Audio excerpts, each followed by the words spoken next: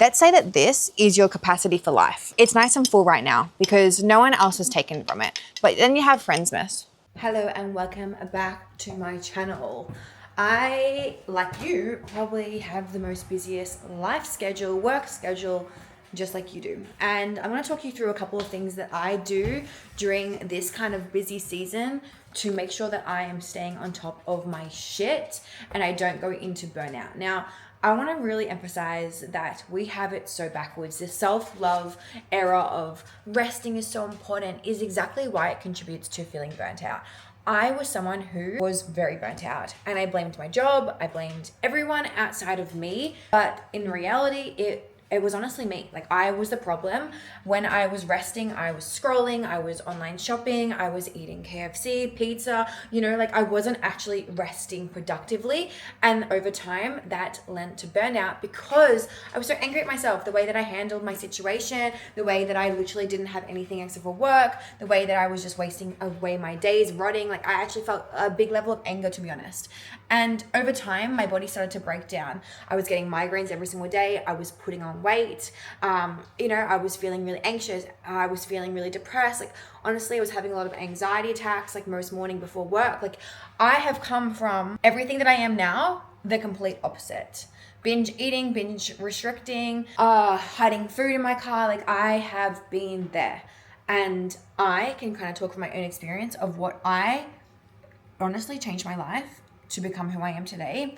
Set boundaries with myself, understand that, yeah, you're going to feel tired, but also you're probably going to feel refreshed after you go and move your body, and just like little things like that. I'm going to talk you through little things that I do. Now, today is currently Wednesday, and I don't believe in doing a full Sunday reset. And to be honest with you, to be really frank with you, I don't have Sunday free right now. I don't have Sunday free.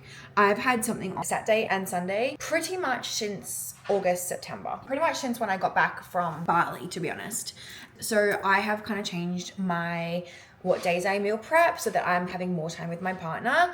I tend to do my meal prep Wednesday to Wednesday. I don't really care about doing 7 days. My partner does 5 days, so do what works for you. I'm gonna do 7 days today, and honestly, it's just like I prep like my apples. I just do all those little things, little touch-ups. So going into the next couple of days for me, as this is Wednesday right now, I've got a pretty big work day today. Like, I have been clocking on around around 7 a.m. and clocking out around 4:35 if I'm lucky. And then if Matt goes and showers, I sit here with my iPad and I do some little work while he's in the shower. And then when he gets out, I close my little iPad again. So I think it's super important to understand that you need to probably adapt your routines to fit this schedule. Keyword, to fit this schedule. So an example of that, last night I put a load of washing on. Our washing was piling up, and Matt is also in a really big season of work. So I'm going to hang this washing out. I have left the washing machine door open to remind me, you gotta hang that out. So I'm gonna hang that out. I'm gonna go to the gym right now and just do 20 minutes of cardio, because honestly, I'm looking at my calendar going, when the fuck am I gonna have time to do my protocols? And it's not a matter of if, it's a matter of I'm gonna figure it out. So today is that. We had a bit of a slower morning this morning, which is nice. Done 45 minutes of my coaching work, and I'm going to go on the bike at the gym and do more of my work while I do that with my iPad. I'm an iPad kid. First things first. Make sure throughout the week you're doing little sprinkle cleans, okay? I understand that some of you guys get home really late from work, so I understand that. But also, when you're making dinner, it takes 2 seconds to just put a load of washing on, and then you can just like hang it out before you go to work. And I guess that's why waking up at 5 a.m. is one of the biggest life-changing things for a busy schedule. And yes, I wake up feeling tired, but also I know that I feel way less overwhelmed because my calendar is very chockers right now. So step 1, sprinkle of cleaning each day so that it doesn't feel chaotic on a Sunday, and so it doesn't feel like a whole to-do list. Okay, tip number 2 is plan for worst case scenario. Currently planning for worst case scenario. Usually I have breakfast at home. However, the next couple of days I have quite early shifts and late shifts. So I'm pre-portioning out my yogurt bowl right now. So sorry about the window behind us. There's nothing I can do about the sun, but I'm pre-portioning out my apples each day. And I'm gonna put it all together. And as much as I like to have my apples hot, it's also not that freaking deep. Like, I'm just gonna have my apples cold. It's not that deep. So I'm gonna put this on the fridge and I'm just gonna put my yogurt on top of it. So all I really need to do is just grab my granola, which I'm also gonna put into Snap Milk bags. And all I need to do is just grab that and go, and everything's organized. And once I get to work, I can have my breakfast. Typically, I'll probably just get it, like, I get to work a little bit earlier to, like, obviously set up for the day. So I'll just do that as I'm waiting for my client, keeping in mind that, like, I'm starting work at like 7 a.m. So I will already have my pre-workout meal in my belly, because I train in the morning, get up at 5. So it's not that I'm fasting for that amount of time. Don't you worry. Still got food in my stomach, just not having my main breakfast. I almost have like 2 breakfasts, to be honest. So yeah, pre-planning for that, 3 meals in, and I'll just portion out my granola. So that's rule number 2. Plan for worst case scenario. I might have time to do my meal prep in the morning and to have breakfast before I go, but I also might not, and that's not a risk I'm going to take. Tip number 3 has honestly changed my life, and I actually only just started doing this probably in July, ordering my food online. Oh my God. I can't believe how easy it is. I don't know why, but I thought ordering an online shop for Woolworths was like one of the most hardest things in the world. And I just was like, I don't know, I was skeptical. I did it, and I have the app. I just use Woolworths. I pay for like $10 or whatever for Deliver Now. Otherwise, if you have the membership thing, it's like free if you get it scheduled. Honestly, I just pay $10, like whatever. And I just have a whole list. So I've just saved a whole list on my phone that says the date and what I'm currently eating. And I just go in there and I just get everything I need. And I'm just doing a little top up. Now, time is money. Now you're probably thinking, oh, well, it's $10 or whatever. But for the time it takes you go and get the shopping, some people enjoy that. For me, currently right now in this current season, I don't have time to do that. So I'm going to now go and do work while I wait for that to be delivered. So it's like, time is money. Anyway, it's changed my life. If you don't use delivery services, start. You'll find so much more time. Matt, however, on the other end, he actually likes going to the shops on the weekend to do his meal prep. I, on the other hand, do not. On my next tip of how to navigate just a really busy season, I don't want to say Christmas season because honestly, like in life, Christmas is literally one day. Maybe you have 6 little events over in December. It's not a freaking big deal, I swear to God. But I just want to say, like, navigating busy seasons, which is my life every single season, I swear to God, is just like make sure that you are planning your gym days like you are an appointment, right? As a hairdresser, I'm so booked out well in advance. I know that my clients would not forget or miss their hair appointment because they wouldn't be able to get back in. They wouldn't be able to get back in. So they are going to do whatever it takes. You know, sometimes people even take off work to come to their hair appointment. So my advice to you is plan your gym days in your schedule, in your calendar. If you are not using a calendar by now, it is time that you grow up. So sorry. It's time that you grow up and start using calendar. Because when I started using a calendar, which was like, you know, only maybe 5 years ago, maybe even 4 years ago, I went from forgetful to never forget anything, even friends' birthdays. Like everything is in there. I just use Apple Calendar. I don't like Google Calendar because it the colors and shit like that just like spaces me out. I have reminders, so I've got a reminder for half an hour before. So if I'm deep in a workflow, for example, and I have an appointment, half an hour before, I can start to prep my mind ready for that, and then I have time of event as well. So it's super important. I even have travel time that it needs. Like Apple is good because you can obviously set it to like allow for travel time at whatever destination you are. Everything is in there. Like, to be really, really honest with you, I was looking at my schedule on Monday and I was literally like, how am I going to make this work? Like, how am I going to do this week?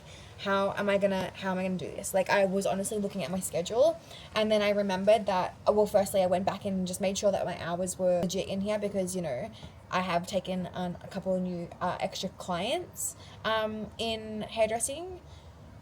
So I was like, wait, am I starting work at 9 or am I starting work at 7? And luckily I went through and just double checked and cross checked, and I'm starting work like way earlier than what I thought. So that means that I need to change my training program around, because I was going to train on Thursday and then also maybe Friday or even Sunday. But then looking at my schedule, I'm starting work so early on those days and then I'm working quite late. It's probably not going to be optimal for me to do that. So I had to work my day around. So I am already 2 sessions in, 1 cardio for the week. I have 1 more remaining for cardio, which is like 20 minutes remaining.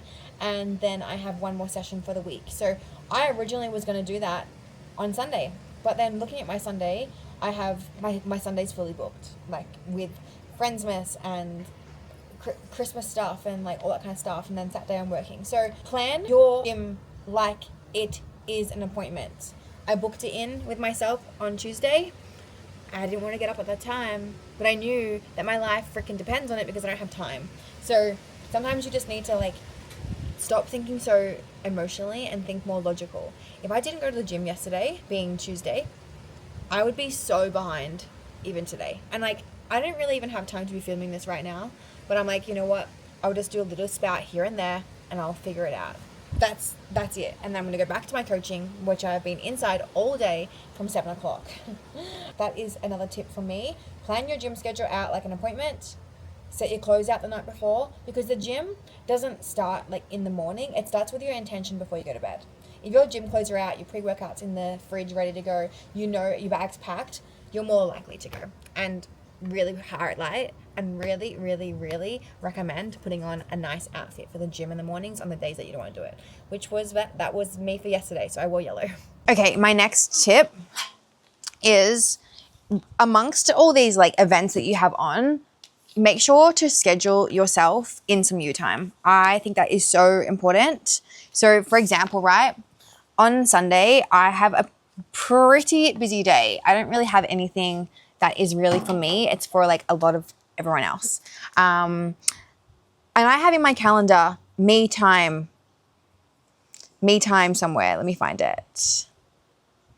Me time somewhere. Now, while I don't know when that is going to occur, having that in there, I'm more likely to be like, oh shit, I need to have me time. This is super important so that I don't go into Monday feeling drained, because on Monday, I'm actually on a podcast and I have my mom's birthday. So the last thing I want to be doing is feeling like I'm 800 steps back because I didn't prioritize my own energy levels. Now think of yourself like, I guess like a glass, and in that glass, every single time, let me get a glass. Let's say that this is your capacity for life. It's nice and full right now because no one else has taken from it. But then you have Friendsmas. And then you have a work due. And then you have work. So just in those things alone, our glass is pretty empty. And then you add the life things of chores around the house. So already you haven't done really much to fill your cup. Even though Friendsmas and Christmas parties and I guess going to work and even tidying up in the house somewhat is you giving back to yourself, it's actually not though, because it's just another form of work. You have to do that. And you know, to be a good friend, you need to show up. Does that necessarily mean that you have capacity for that sometimes? No. So if we are always emptying our cup for everyone else around us and we're not filling it up, that's why we go into Monday feeling shit. That's why we get sick. And so if we add gym, filling up our cup, eating nutritious food, filling our cup, walks and outside, lunch outside, it doesn't have to be you planning a spa day. It doesn't have to be that. In fact, I'm about to have lunch. It's 12 o'clock, just turned 12 o'clock. I'm about to have lunch. I'm going to sit outside here in silence and eat my lunch. That is actually me filling my capacity cup back up. Because if all you're doing every day is just like everyone is taking from you and you're not actually giving anything back, that's how burnout happens. So in this busy season of life, make sure that you are filling your cup too, however that looks. And remember, you need to ask yourself one thing. Is this making me feel better? Or is this making me dissociate and numb out? Because for a lot of people, the bed rotting, the online shopping, the eating, that is you trying to numb out an emotion that you don't want to feel. What is that emotion you're trying to hide? And what can you do in a productive way to feel better? It's not selfish, it's selfless. For me to go and fill up my cup and spend time in silence, I know I'm less moody, irritated, and I don't feel drained. I feel happy. That's how life should be, right? Okay, so earlier I mentioned that I was getting my groceries delivered. They have just arrived. They have just arrived, and you cannot tell me that that has just saved me so much time and capacity because I've been working. I'm just about to have my lunch break and it's just arrived, which is great because then I can meal prep a little bit for the week to come. Let's be so real. This is why we go to the gym. So we can do groceries. Honestly, these are an essential right now for December period. Workload high. Not recommended if you are someone who has feelings of anxiety and depression because honestly it's caffeine, so just don't do that to yourself. But there is a caffeine-free version, so I can recommend that. So I've got quite a lot of these, but don't be alarmed. It's for Matt too. I am going lazy girl. I'm going lazy girl because holy shit, I'm choosing my battles. I'm probably not gonna have time to stew my apples over the weekend, and I don't really wanna do that today because the sun's out. I wanna try and get like some sun. So I'm choosing the lazy girl method, and I am choosing my battles. Choosing my battles, guys. You guys, a carrot. My dog's favorite little snacks are carrots. So yeah, that's my haul. It's literally just everything that I've been eating and just in case moments, some extra fruit, some little things that I can have on the go. And I didn't have to lift a finger. All I had to do was do it online and everything was already in my cart anyway because I made a list for it. Choose your battles, guys. My next little tip is to order pepper macros, or if you don't want to do that, just make extra food for the week and put it in the freezer. Okay, so for next week, for example, I've just got some pepper macro meals. That will just bleed into next week in case, okay? It's not that I need them, it's just in case. At the end of the day, it doesn't go off in the freezer. I did this in July. I meal prepped some lasagna and some butter chicken. I just did extra. It was no extra skin off my back. And then that was in July. And 2 weeks ago, I relied heavily on that because I went away for my birthday and I didn't know when we were coming or going or what we were doing. And so I used all my freezer food. Plan for that. Actually have a Papa Macro code, which is in my description. You get percentage off, which is honestly so good. I love them. My go-to meals for Papa Macros, I'm very basic. I love Portuguese chicken thigh and Nando's chicken and rice. These are a staple. These are a staple in my life. I think that you and everyone out there needs to remember is that Christmas is really not that deep. It's not. I did a whole post on this the other day around like why you will never see me as an online coach preaching and giving you all these like strategies around Christmas. It's honestly not that deep.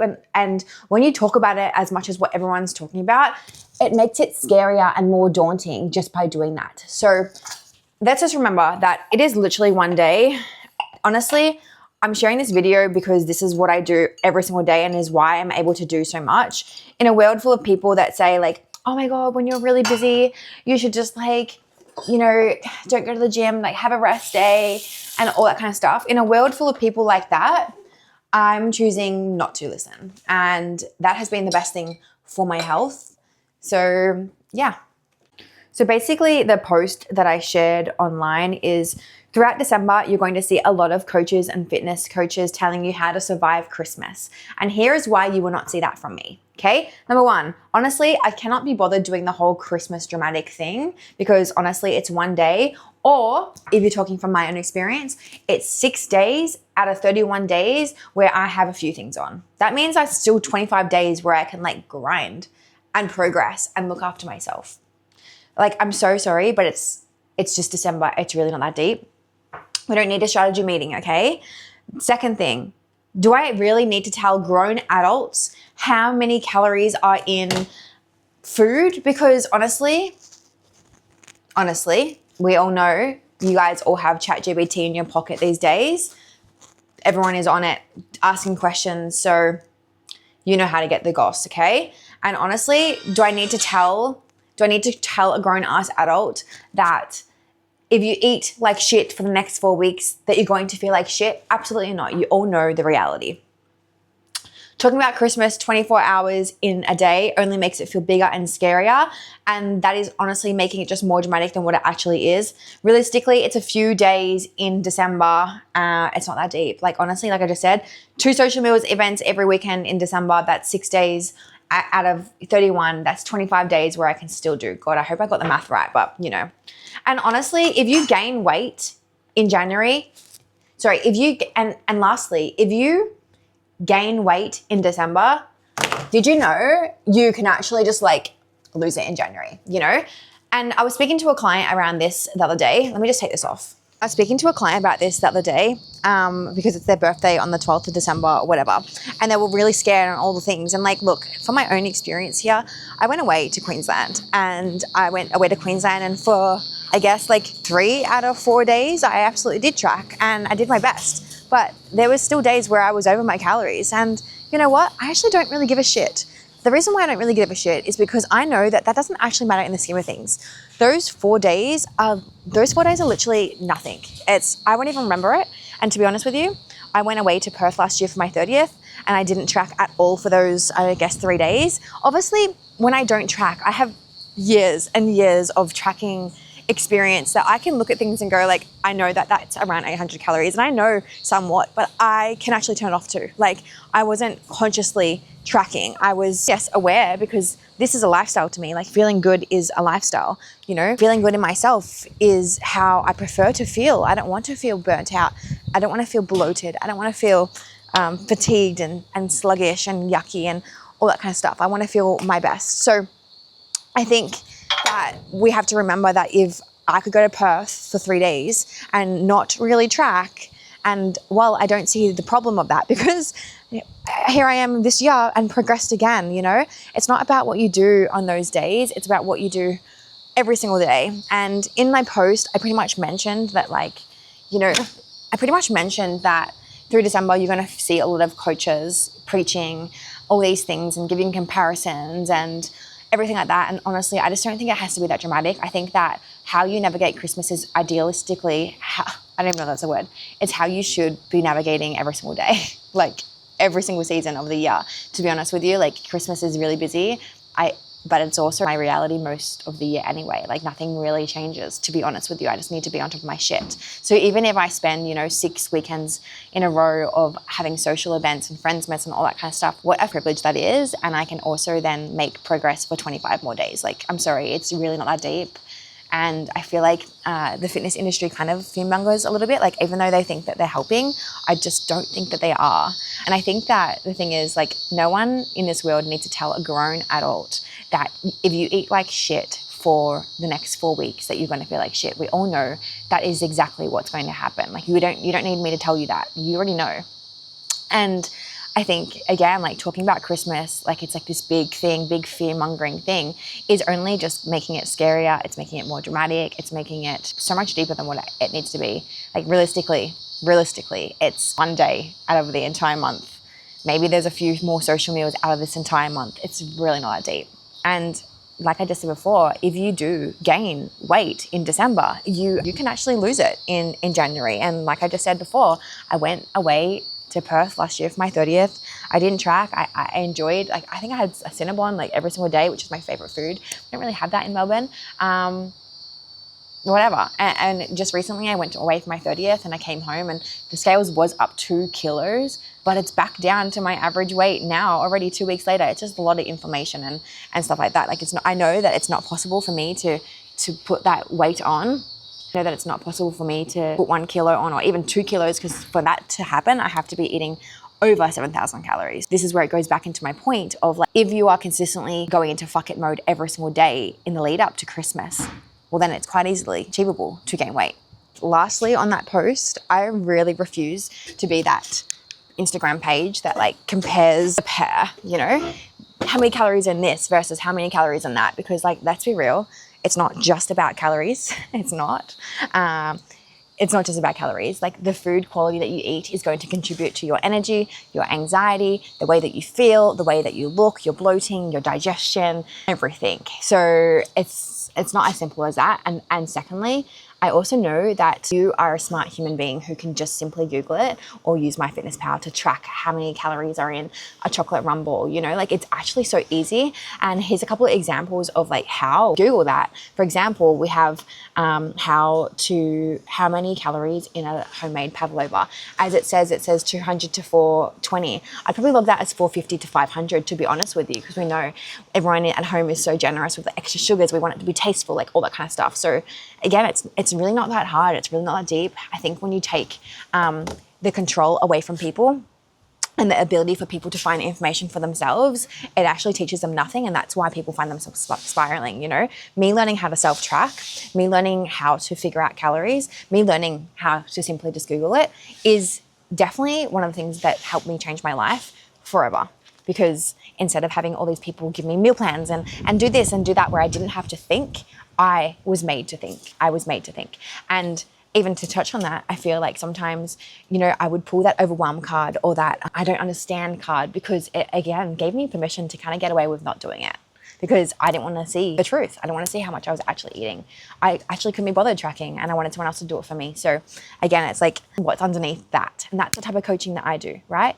And again, for context, like I have people in my world that will come to me and say, hey, Max, like I'm navigating a Christmas event. I want to have this drink. What would you do? And, you know, I will help them navigate that. But typically my work is me figuring out behind the scenes where her actual fear is. It's not in the alcohol typically. Usually it's a lack of self-trust. Maybe they've said they're going to have 2 or 3 drinks. It's figuring out that trust. It's feeling good about themselves. It's their friends questioning them. That's what I do as a coach. My job as a coach isn't to compare calories and do this to side by side.